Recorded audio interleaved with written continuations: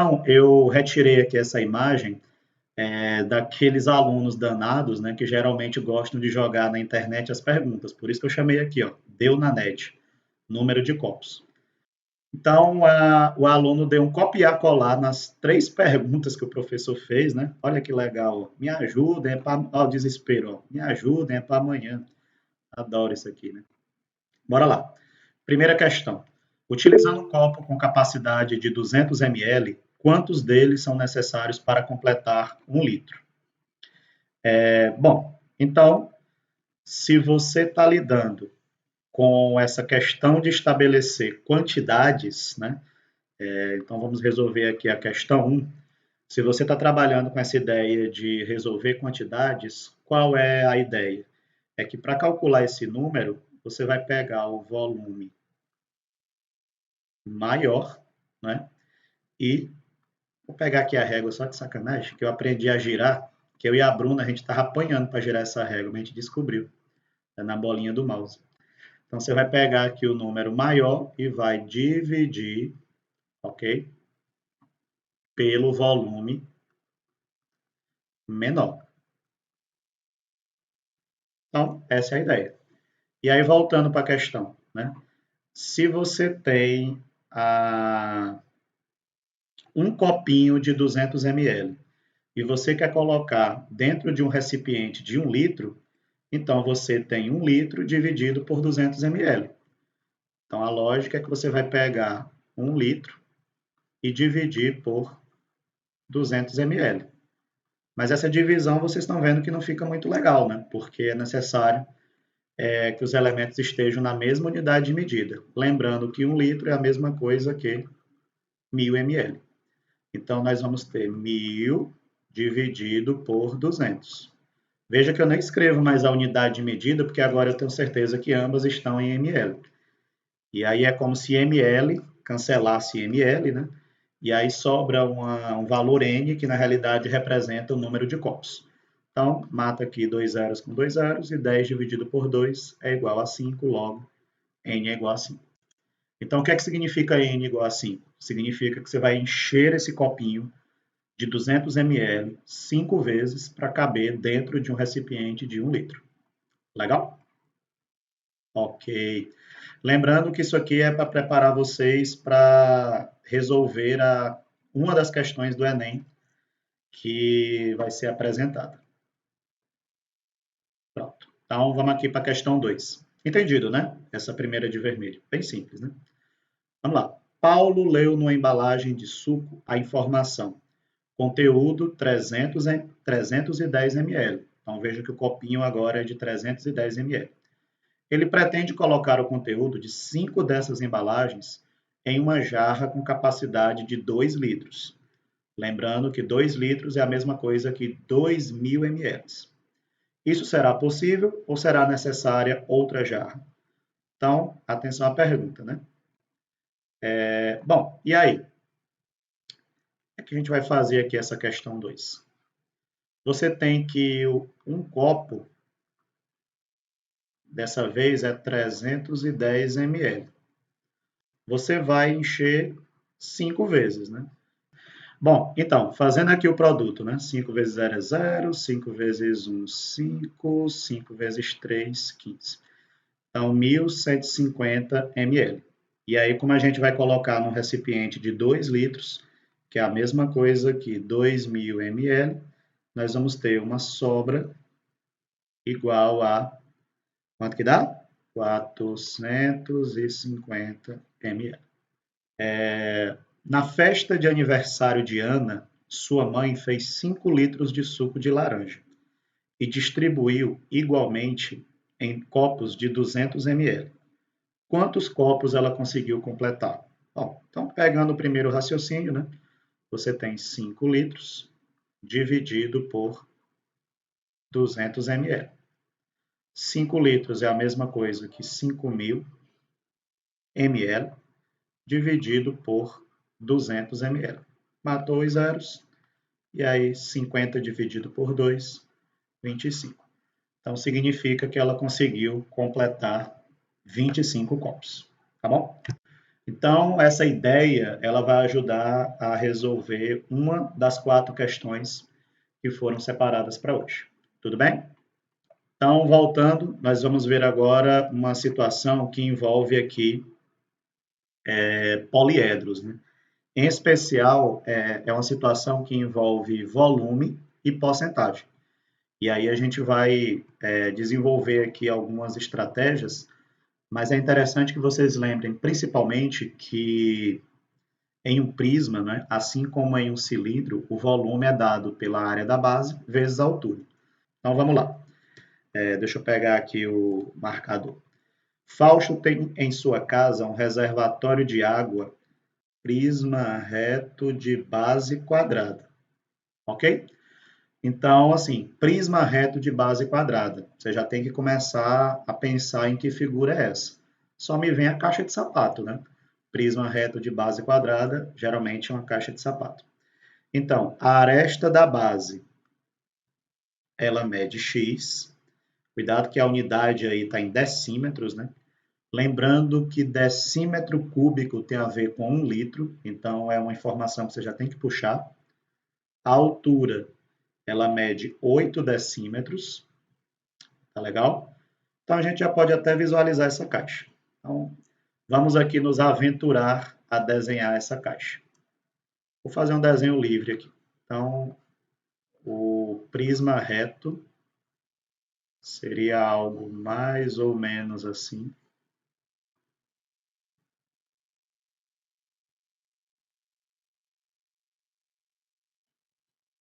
E essa é a sua situação inicial, tá?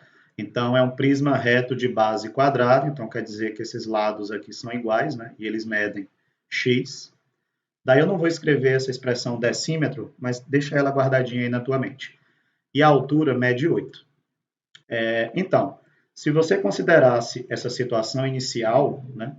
Se você considerasse essa situação inicial, qual é o volume inicial desse prisma? Lembrando que para calcular o volume de qualquer prisma, né, você vai pegar a área da base e multiplicar pela altura. Então, o volume é isso. Então, como a base aqui é um quadrado, a área do quadrado, x ao quadrado. E a altura é 8. Então, você pode reescrever 8x ao quadrado. Tá? Não era tão necessário, mas você pode deixar dessa forma. Então, qual é o volume inicial? 8x ao quadrado. Beleza. Vamos continuar aqui a leitura, né? E aí a confusão ela vai começar agora. Porque o que é que acontece? A questão, ela disse que você pretende aumentar em 20% as medidas das arestas e da altura. Se você aumenta em 20% as medidas da aresta e da altura, o que é que isso significa? Primeiramente, se uma coisa era 100% e agora ela aumentou 20%, as dimensões dela agora são 120%. Lembra da aula lá da porcentagem da semana passada? Então, 120% é a mesma coisa que 1,2. Então, essa é a maneira mais rápida de tu chegar aos novos valores. Dessa forma, se uma coisa antes era igual a x, qual vai ser o valor dela depois? O valor dela depois vai ser 1,2 vezes x. Então, a aresta que antes media x, agora vai medir 1,2x porque ela aumentou 20%. Então, significa que todas as dimensões você tem que multiplicar por 1,2. Antes, a altura media 8. Quanto que ela vai medir agora? Ela vai medir 1,2 vezes 8, que é igual a 9,6. Dessa forma, né, o que é que acontece? Você tem um novo prisma. Aí eu vou desenhar aqui de novo o prisma. Vou desenhar aqui de vermelho agora. Você vai ter um novo prisma. Ops. Vamos acreditar que isso é um prisma, né? Prisma reto. E o que é que acontece? Essa medida que antes era x vai passar agora a 1,2x. E essa altura que antes era 8 vai passar agora a 9,6. E aí você vai calcular o seu volume novamente, né? Então você vai calcular o volume depois. Qual o novo volume? Vai ser a área da base, que é lado ao quadrado, né? 1,2 ao quadrado, vezes 9,6. Então, seu VD, vou chamar assim. Cuidado que aqui você tem dois termos ao quadrado, né? Então, você vai ter 1,2 ao quadrado e x ao quadrado. Isso aqui é 9,6. Então, seu VD, 12 ao quadrado é 144. Então, 1,44 vezes 9,6 vezes x quadrado. E aí, 1,44 vezes 9,6, recorrendo aqui à minha cola, dá 13,824 x quadrado. Então, quando o prisma aumentou as suas dimensões em 20%, o volume agora assume esse valor. Beleza? E aí vamos conferir aqui o final da questão. Então, o que é que diz o final da questão? Que a fim de que o novo reservatório tenha capacidade de 3.110,4 litros de água, qual deve ser o valor de X? Então, percebe que você agora tem o volume final. Esse volume final é 3.140. Mas uma observação importante, tá? 1 decímetro cúbico é a mesma coisa que 1 litro, tá bom? Então, significa que quando você respondeu 3.110,4, lembra disso, tá? Quando você respondeu o volume depois, lembra que isso aqui era em decímetro cúbico. Mas que você poderia dizer sem problema 13,824x quadrado litros, porque são equivalentes, né? E aí, esse volume, eu sei quanto é. Esse volume, a questão me disse, né? Ele disse que esse volume vale, tá aqui, ó, 3.110,4. Então, você vai pegar isso aqui e vai colocar igual a 3.110,4 litros. E aí isso aqui vai embora, né? E, na realidade, as unidades estão iguais, isso que é importante. E aí vai sobrar aqui 13,824x quadrado é 3.110,4. Aí você fica meio assustado com essa divisão, né? Mas aí esse resultado ele vai dar 225 e aí x é igual a 15. Aí. E assim, 15 decímetros, né? Que são as unidades definidas. Então, voltando para a pergunta, ele quer saber qual deverá ser o valor de x. Então, qual a aresta da base na situação inicial. Então, esse x aqui, ó, a gente sabe agora que é 15 decímetros. Beleza? Então, pessoal, quais são as duas coisas que tem, quais são as informações que tem que ficar aqui para a gente finalizar? Primeiro, volume do prisma é a área da base vezes a altura. Segundo, se uma coisa aumenta tantos por cento, você tenha esse cuidado de transformar isso na forma decimal, né? Somando com 100%, porque esse é o fator que você vai multiplicar as dimensões que lhe interessam. Legal? Lembra, 1 decímetro cúbico é a mesma coisa que 1 litro, e aí o resto é conta. Tranquilo? Pois, vamos para frente. Vamos aqui agora falar de matrizes, né? Então, vocês terão uma questão que envolve matrizes. Então, essa questão eu tirei do livro do segundo ano do Gelson Yeze, tá? Está na página 70. Então, ela diz o seguinte: na matriz seguinte, estão representadas as quantidades de sorvete de uma bola e de 2 bolas comercializados no primeiro bimestre do ano em uma sorveteria. Então, você está vendo aqui uma matriz que ela é 2 por 2, né? E aí já é interessante que você relembre como que você vê uma matriz, né? Então, como é que se escreve uma matriz 2 por 2? Então, é uma matriz que ela tem 2 linhas e 2 colunas. Então, você vai ter aqui o termo A11, primeira linha, primeira coluna. A12, primeira linha, segunda coluna. A21, segunda linha, primeira coluna. E A22, segunda linha, segunda coluna. Então, essa é a nossa matriz, que você pode chamar só de matriz A, sem problema, mas a ordem dela é 2 por 2. E aí, agora, nós precisamos entender o que é que significa a linha e a coluna. Então, agora vem a informação importante aqui que nós vamos grifar. Então, vamos grifar aqui. Cada elemento A e J dessa matriz representa o número de unidades de sorvete. Então, atenção, I igual a 1 quer dizer uma bola.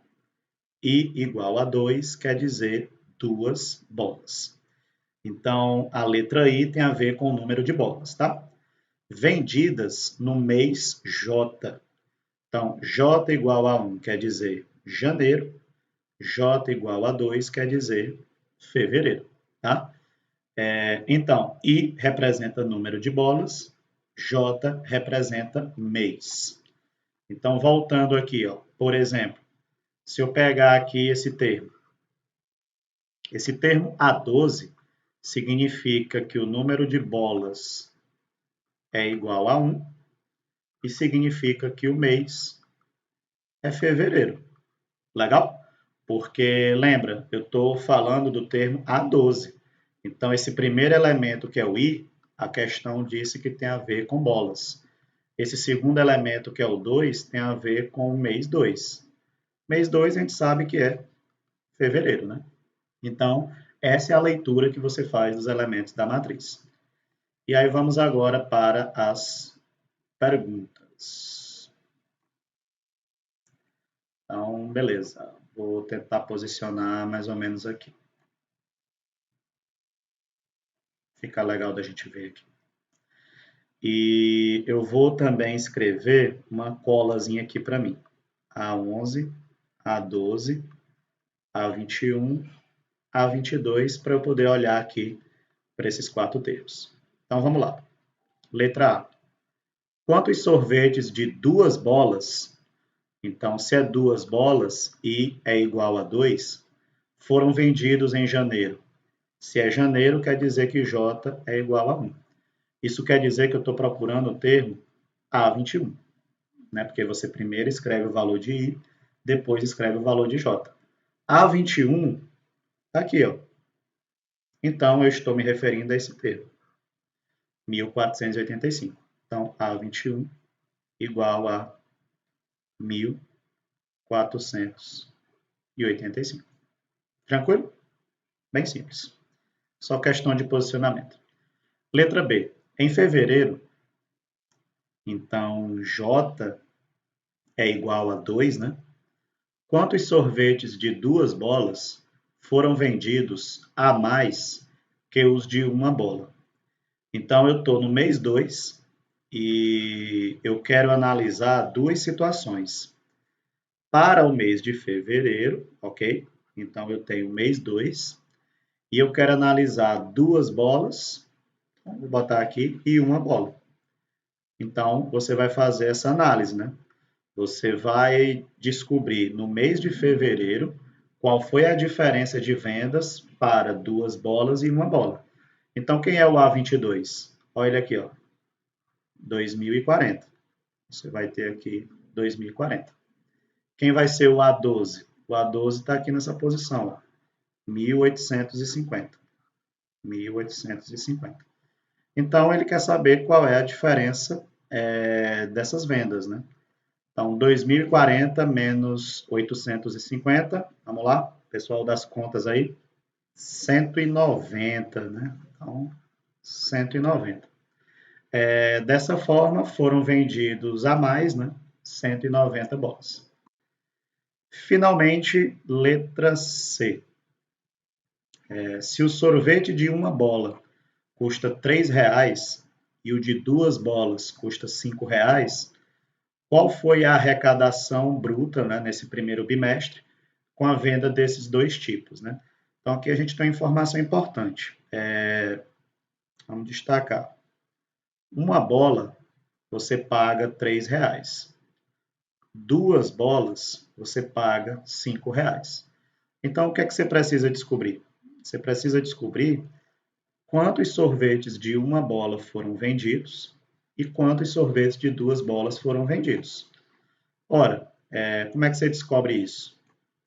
Se você olhar para cá para a tua representação, você tem que a primeira linha representa o número de sorvetes que tu vendeu de uma bola. Então você tem 1.320 mais 1.850. Então você vai ter 1.320 mais 1.850.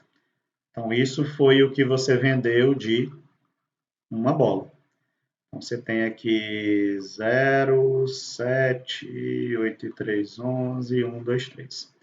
Então, você vendeu 3.170 sorvetes de uma bola. Você vendeu isso por R$ 3 cada um, né? Então, 3 vezes 0, 0. 21 vai 2. 3 vezes 1, 3 e 2, 5. 3 vezes 3, 9.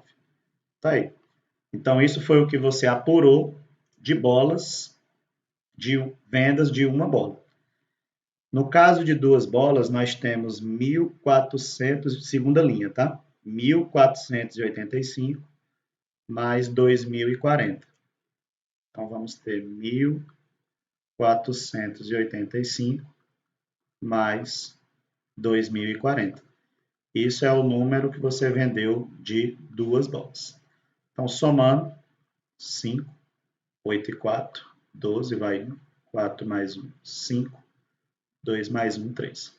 Só que 2 bolas tu vende por R$ 5 a unidade. Então, 25 vai 2, 2 vezes 5, 10 e 2, 12 vai 1.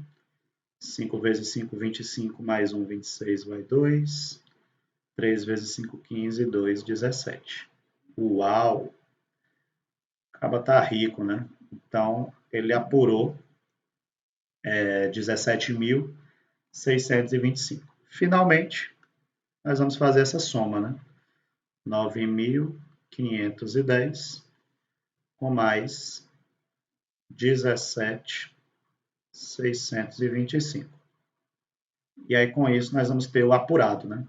5, 2 mais 1, 3, 6 e 5, 11 vai 1, 10 mais 7, 17 vai 1, 1 mais 1, 2.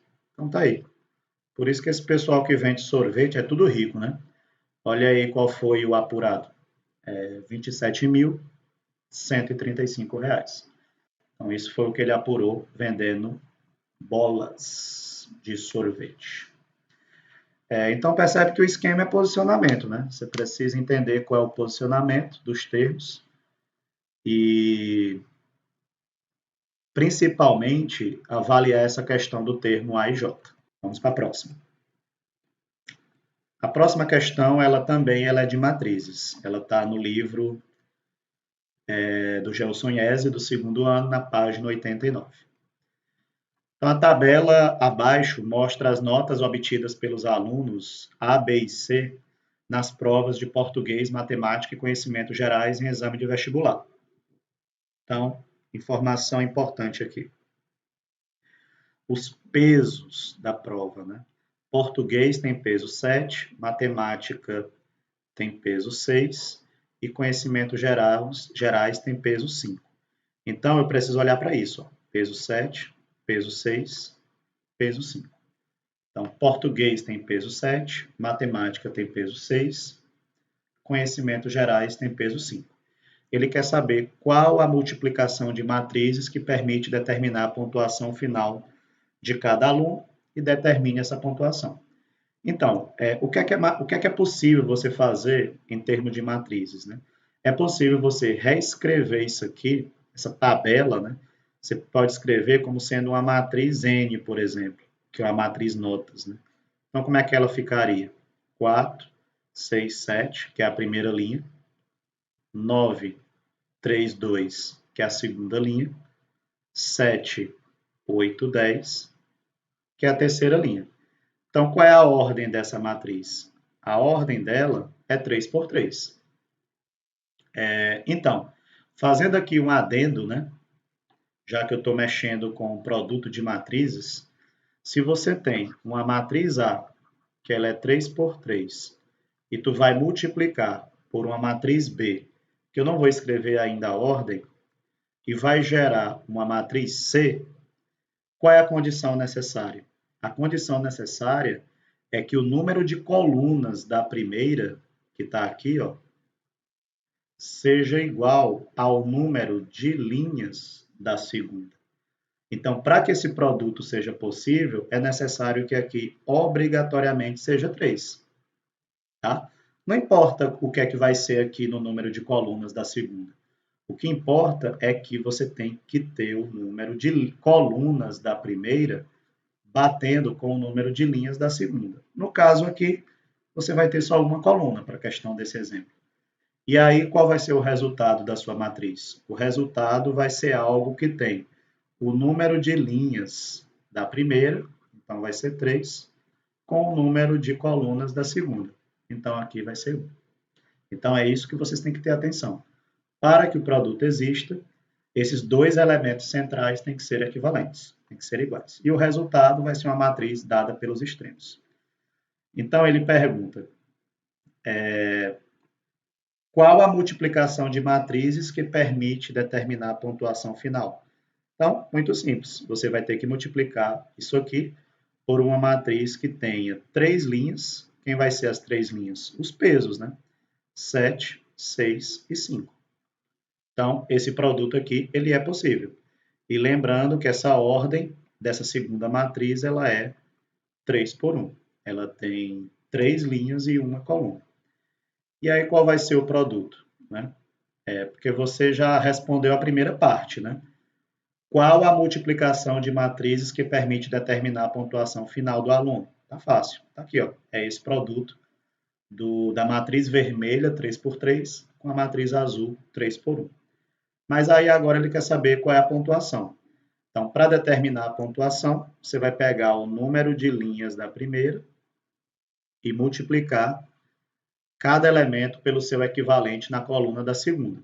Então, você vai ter 4 vezes 7 mais 6 vezes 6 mais 7 vezes 5. O segundo elemento, segunda linha, pela primeira coluna de novo. Então, fica 9 vezes 7 mais 3 vezes 6 mais 2 vezes 5. Finalmente, terceira linha, com primeira coluna de novo. Então, 7 vezes 7 mais 8 vezes 6 mais 10 vezes 5. Então, isso é a minha matriz resultado. Aí agora é só fazer continhas, né? Então, 7 vezes 4 é 28, 6 vezes 6 é 36, 7 vezes 5, 35. 9 vezes 7, 63, 3 vezes 6, 18, 2 vezes 5, 10. 7 vezes 7, 49, 6 vezes 8, 48, 10 vezes 5, 50.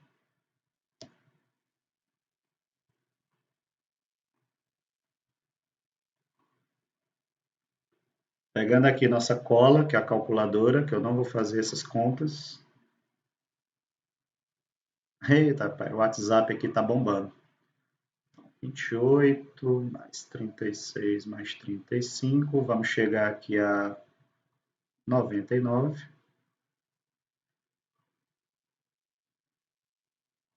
Aqui vai dar 91.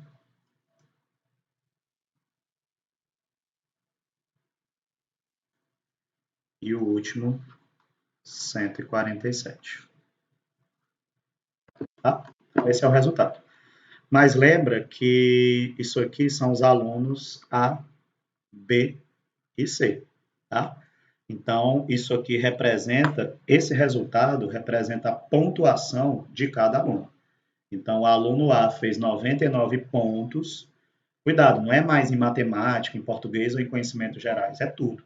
Então, o aluno A fez 99 pontos, o aluno B fez 91 pontos e o aluno C fez 147 pontos. Legal? Mas eu queria trazer agora para vocês uma situação que envolve corrente de bicicleta, tá? Eu chamei aqui de Deu no Enem, né? Deu no Enem. Então, é uma questão que envolve transmissão. Porque, assim, é muito comum vocês se depararem com esse tipo de questão e não compreenderem que existem dois elementos que são fundamentais aqui que você compreenda a diferença. Então, quando você olha aqui para a corrente da bicicleta, né? Quando você olha aqui para essa corrente dessa bicicleta, eu escolhi essa figura porque a corrente ela está rosa, né? Está bem destacada.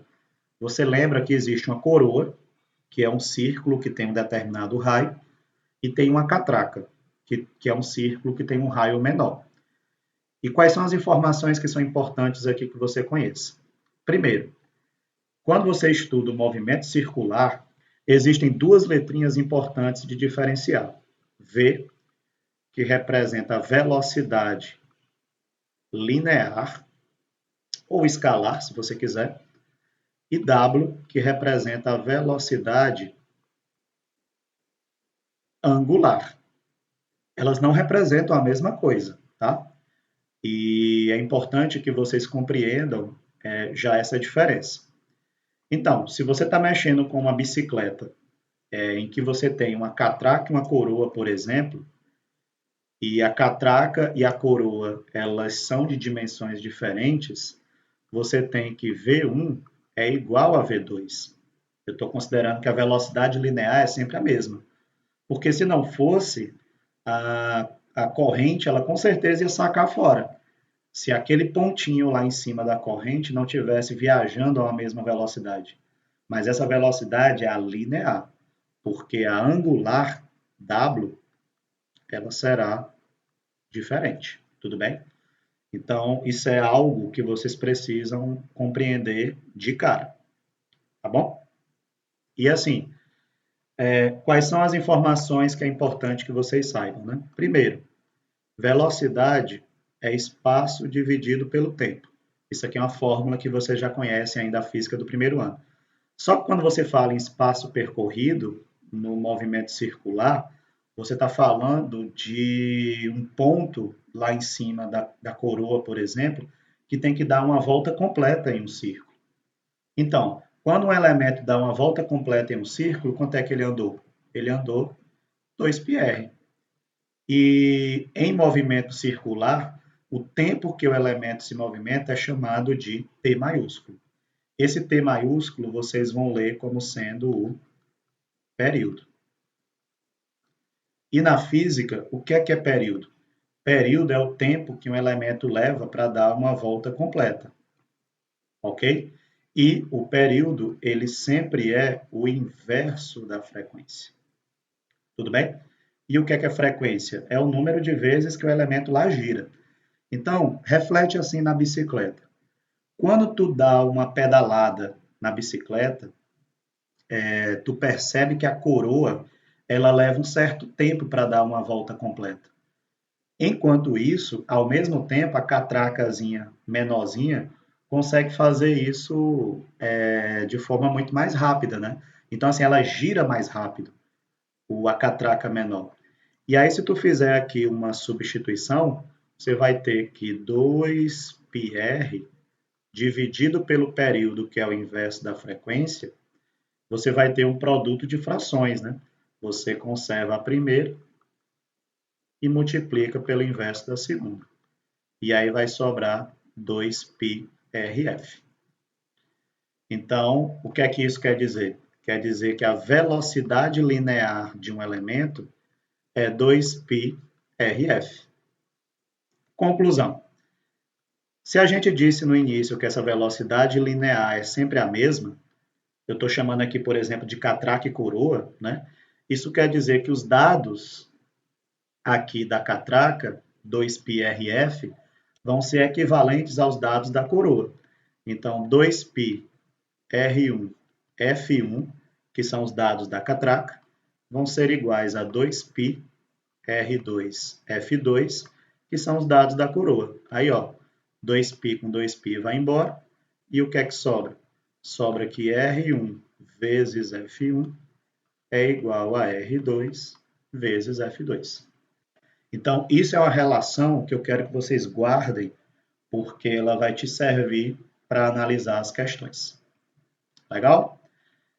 Então, recapitulando, para a gente poder partir aqui para as questões. Recapitulando. Quando você tem um sistema ligado por correntes, quais são as coisas que você tem que lembrar? Primeiro, a velocidade linear ou escalar não muda, é constante. A velocidade angular, ela depende do raio, né? A frequência do elemento que tiver menor raio, ela sempre será maior, porque como ela é pequenininha, ela gira mais rápido, ela consegue dar uma volta completa mais rápido.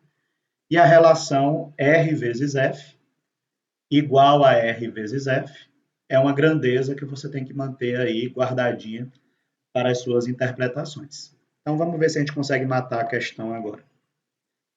Então vamos lá. Primeiro, na ligação por correntes, as polias sempre terão frequências iguais. Isso aqui é falso, né? Nós já dissemos que quem tem menor raio terá maior frequência. Ela consegue girar mais rápido. Girar mais vezes por segundo. 2. A velocidade angular das polias é igual. Falso. Nós já dissemos que quem é igual é a velocidade linear ou escalar. 3. A velocidade linear das polias é igual. Opa, verdadeiro, beleza. No sistema de ligação por correntes, né, na transmissão, sempre quem é igual é a velocidade linear. Foi por isso que a gente conseguiu provar que a relação R1-F1 é igual a R2 vezes F2, porque a gente partiu do princípio que V1 é igual a V2. Então, sempre é verdadeiro. Por último, as razões entre as frequências e os raios, olha aqui, ó, raio e frequência, as razões dessas polias são iguais.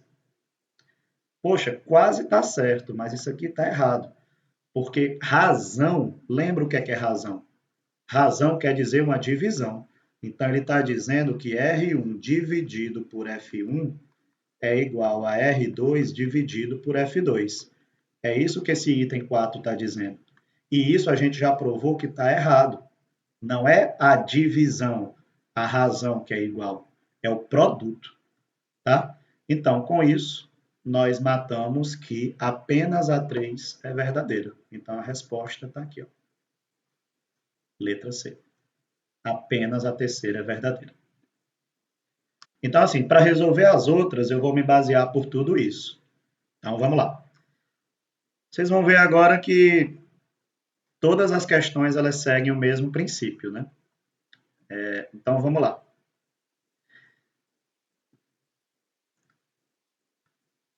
Em uma máquina, 4 roletes estão conectados por toque ou por correia, sem escorregar, como mostra a figura. Quando, informação importante, ó, deixa eu mudar aqui a cor.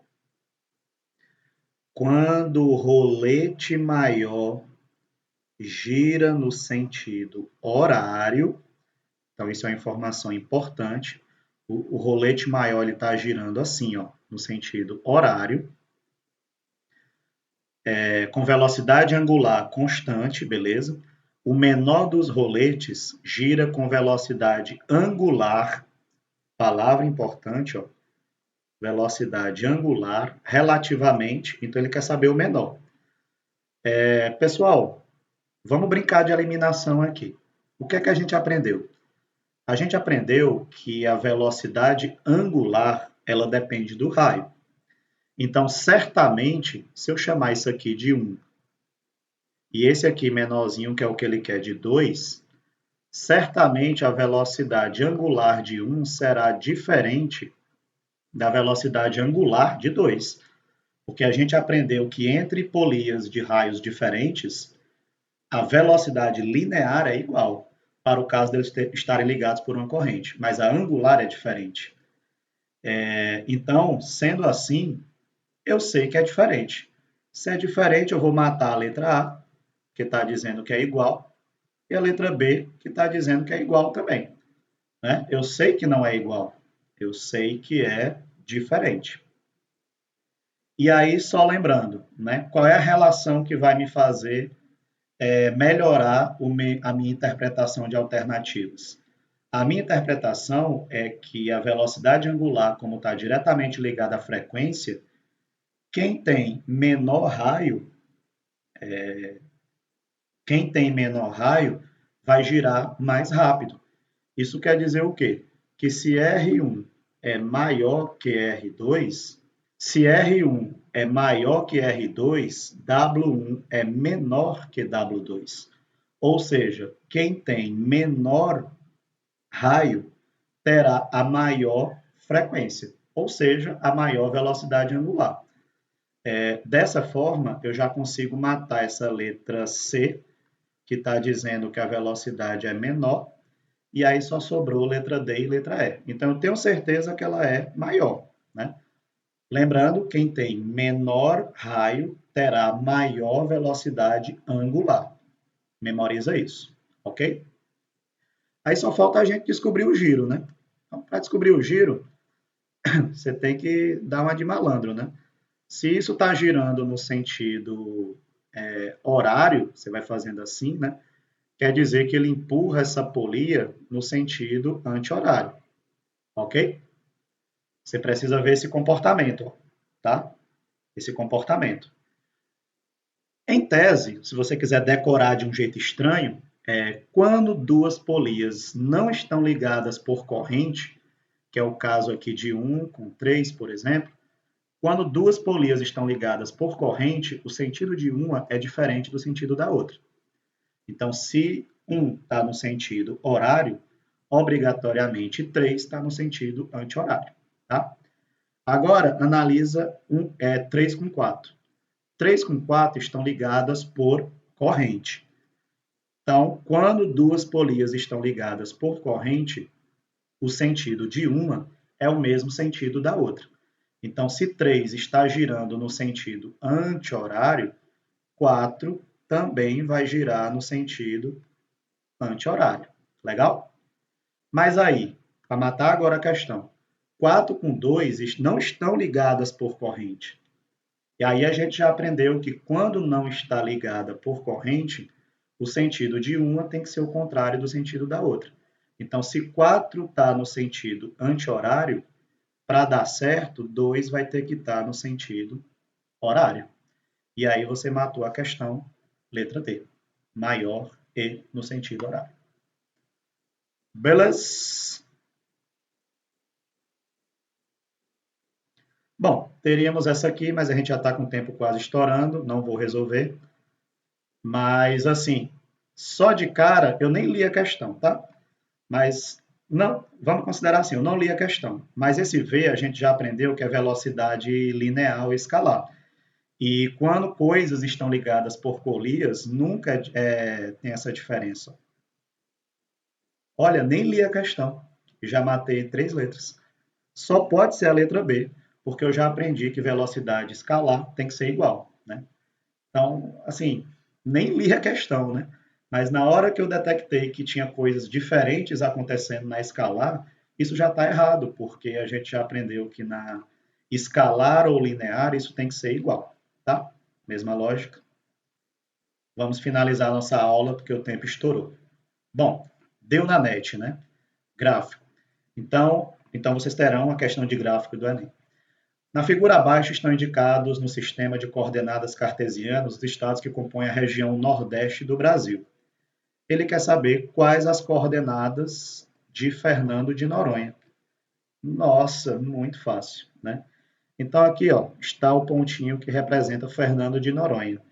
Ela é representada por essa coordenada para x, que é 7, e por essa coordenada para y, que também é 7. Logo, resposta da questão está aqui, letra C, 7 e 7. Tá massa? Então, a questão do Enem que vocês vão pegar, ela tem a ver com sistema de coordenadas.